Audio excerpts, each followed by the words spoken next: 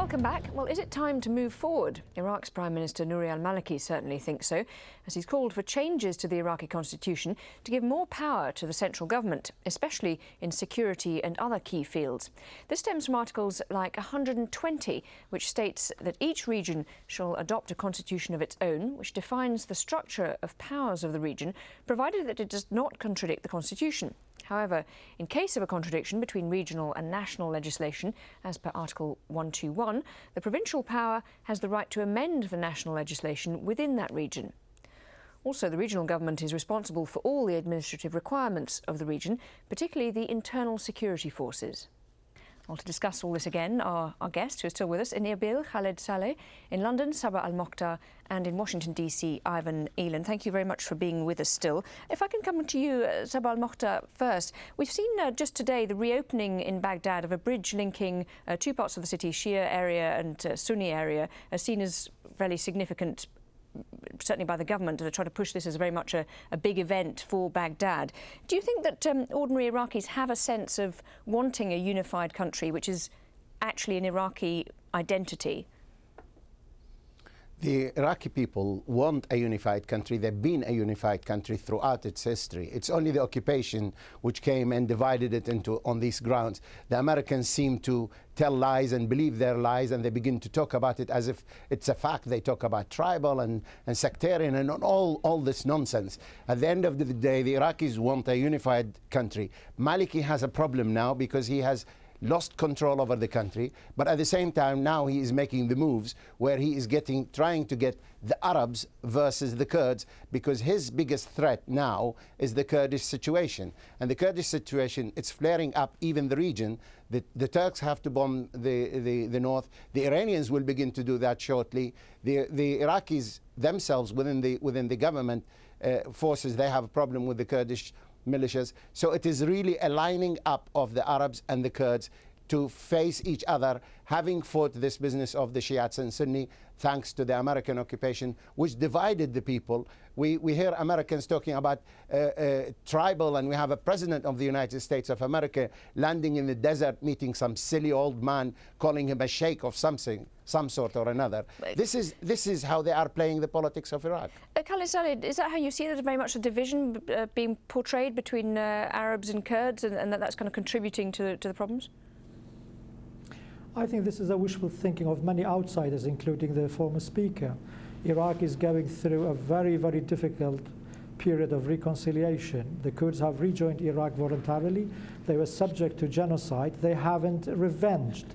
They actually have pardoned even their former genocide committers. The Kurds want to set a new example for the rest of Iraq as well. So specifically, let me just ask you specifically on... Let me finish one sentence. Just one sentence. Mm-hmm. Now in the south, in Basra, today there is a news of going to submit a request for creating their own region.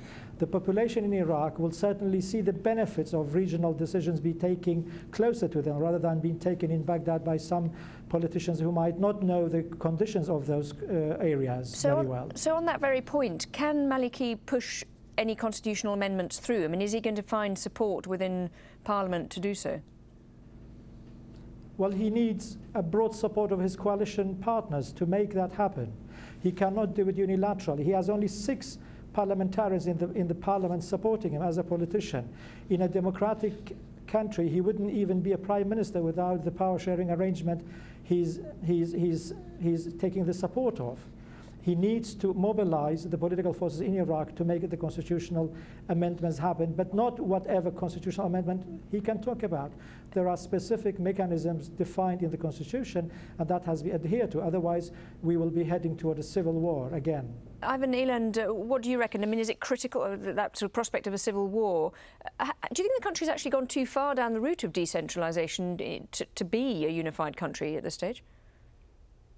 Yes, I do, and I think you know, the idea that that there are not ethno-sectarian divisions and Iraq is not a fractured country is you know, ludicrous. I mean, there's been Shia and Kurdish uprisings, many of them over the short history of Iraq, and Iraq has only a short history compared to the history of the Middle East. And I think, over 1,300 years, Iraq hasn't been unified probably only 70-some years of that period. So I think, and it's other states have multi-ethnic divisions, but you have to have an autonomous, decentralized structure. If you have a strong centralized government in a fractured ethno-sectarian mix like Iraq, you're going to have a civil war because the groups are going to fight over control of the government. And there is no democratic culture because of the long history of dictatorship. Now they're trying to develop a democratic culture, but that doesn't happen overnight. And I'm not saying it could never happen, because it can, but I just don't think the time frame here is too short, and we're going to see if they have an increased central government, which hopefully I don't think Maliki can put through, but if they do, they're going to have a civil war because the groups are going to contend for it, the control over that central government. Okay. That's why it needs to be weaker. Sabah al-Mokhtar, is the key here sorting out the revenue from the oil wealth and somehow working out a formula to share that out in order to have a country that's stable, or is it not to do with the oil wealth, do you think? No, this is not the problem. This is a symptom of the problem. At the present moment, there is a government in theory in Iraq, but it is not in control of anything. Maliki controls the green zone, he controls some ministries, but when we're talking about the Constitution has 144 articles. Already Parliament is discussing 66 amendments to these articles. The Maliki wants to be in control at the present moment. He wants to be the person who is running the show, rather than everybody is running the show separately. You have the ministers going all over the place, you have the region going all over the place, you have politicians, you have Aziz al-Hakim going to meet President Bush. In what capacity, nobody knows. It's this situation, and obviously, at the end of the day, you have the security situation, you have the oil, you have the revenue, and you have the lack of control over anything. Khaled Al-Saleh, what do you think? I mean, is oil one of the key issues that, I mean, if that were resolved, that would sort out a lot of the main problems, do you think, or not? Revenue sharing is the only key that will keep Iraq together for a particular reason. It's demanded by the Constitution. The political groups have agreed to that. 4 out of 5 of the voters in Iraq have voted for it. If you don't believe in democracy, then we are heading back to a dictatorship and also more killing against the population. That is very, very clear, that a revenue sharing will allow the regions within the framework of a democratic Iraq and decentralized Iraq with a power sharing formula to develop into in different ways, but they rejoin in specific areas, and they can work together much more flexibly rather than being imposed by someone, either from the 80s of experience of genocide or with some new ideas that will be imposed on the rest of the population. That will not work in Iraq. That hasn't worked in so many countries with this kind of problems Iraq is suffering with. But it can work if the power sharing formula can be smoothly negotiated and also can survive political maneuverings. Ivan Eland, just briefly, do you think that a new administration is going to make the situation easier in Iraq, or not particularly?